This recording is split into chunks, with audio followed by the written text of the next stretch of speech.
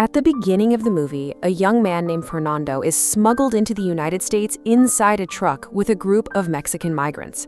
After the truck stops, the smugglers rob everyone and force them to scatter.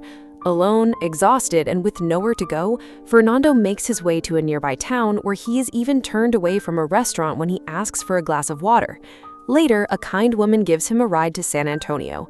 From there, Fernando continues his journey by asking truck drivers and strangers for help. Despite all the hardships, he makes it past San Antonio and keeps traveling across America, determined to build a better future. After arriving in San Francisco, Fernando goes to the house where he was supposed to stay, but no one answers the door.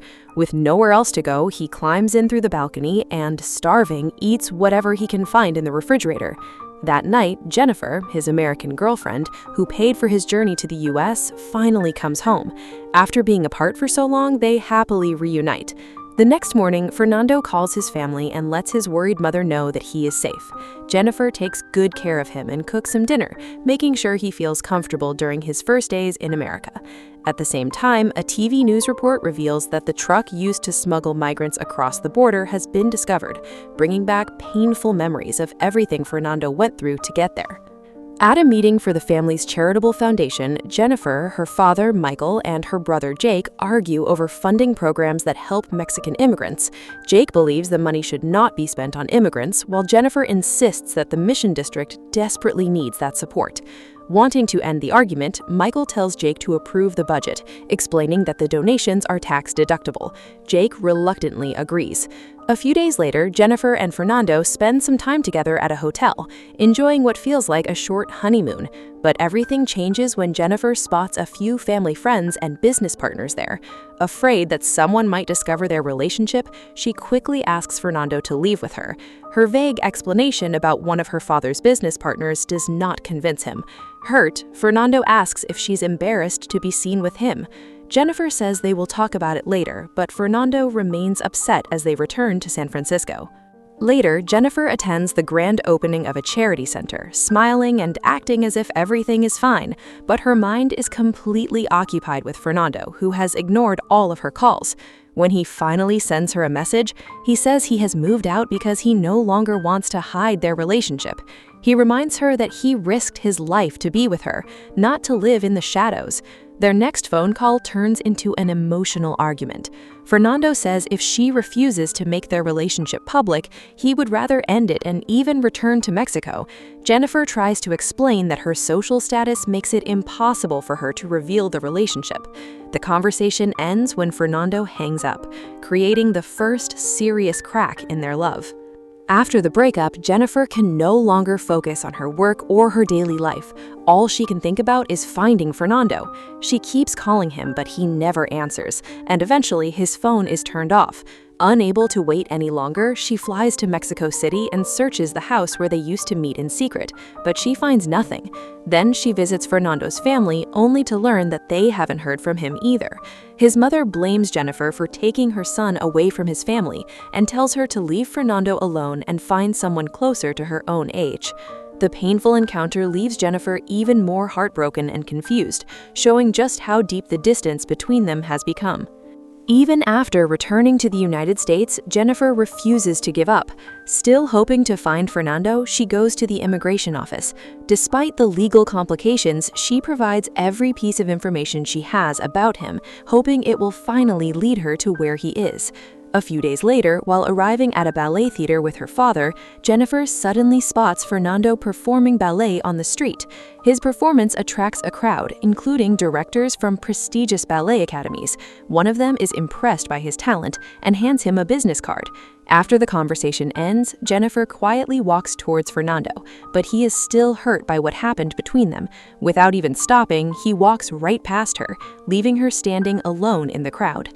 Determined to find him, Jennifer visits Matthew, the director of a ballet academy, pretending she's only curious about Fernando. In reality, she's trying to track him down. Matthew speaks highly of Fernando's talent and says he wants to invite him to join the academy.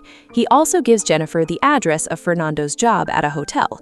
She finds him there, but once again, their conversation goes nowhere. Fernando makes it clear that he will only come back if they stop hiding their relationship, while Jennifer insists that her social status still makes that impossible.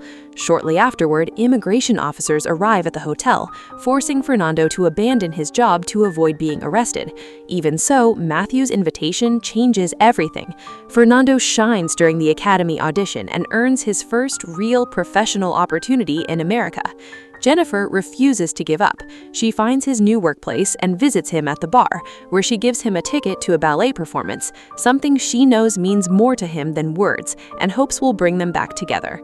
Fernando accepts the ticket and attends the ballet performance. Jennifer watches from the VIP section, deliberately keeping her distance to see whether he would still come for her. After the show, they speak on the phone outside the theater. When Fernando asks, "Where are you?" Jennifer suddenly appears behind him and tells him she no longer wants to hide their relationship. The decision fills Fernando with happiness, and the very next day he moves back into Jennifer's house. Proud to have him by her side, Jennifer introduces him to her professional world and gives him teaching and management responsibilities at the ballet academy. Fernando quickly earns everyone's respect with his talent. Still, signs of inequality remain in their everyday life. During a dinner at a restaurant, Jennifer's cold behavior leaves Fernando feeling ignored once again, reminding him that even though their relationship is now public, he still doesn't fully belong in Jennifer's world. After seeing Fernando at Jennifer's house, Jake tells their father everything. Michael then calls Jennifer in for a private meeting and makes it clear that he strongly disapproves of their relationship with an undocumented immigrant. Meanwhile, Fernando continues teaching his students at the ballet academy with dedication, but the growing pressure from outside begins to threaten their relationship. A few days later, while having dinner at a restaurant, Fernando deliberately spends several minutes speaking Spanish with a Mexican waiter, hoping Jennifer would experience the same feeling of being ignored that he once felt. Jennifer is upset by his behavior, but during a heartfelt conversation afterward, they finally open up about the pressure each of them have been carrying and come to understand each other a little bit better. After being arrested and deported back to Mexico, Fernando struggles to make his way home. As soon as he arrives, he calls Jennifer and asks her to come see him. Without hesitation, she flies to Mexico. This time, she is no longer afraid to be seen with him in public. She even suggests opening a ballet academy for him there, so he'll never have to return to the United States. But when she discovers that Fernando is planning to cross the border illegally once again, she reveals a painful truth. She admits that she was the one who reported him to immigration authorities. Under pressure from her family and her social status, she believed sending him back to Mexico was the only way to protect their relationship. She insists that everything she did was out of love. After hearing Jennifer's confession, Fernando pretends to forgive her, but his behavior changes completely. He traps Jennifer inside the house, destroys her means of communication, and keeps her there for days like a hostage. The family's housekeeper and driver are unknowingly sent away, leaving no one to help her.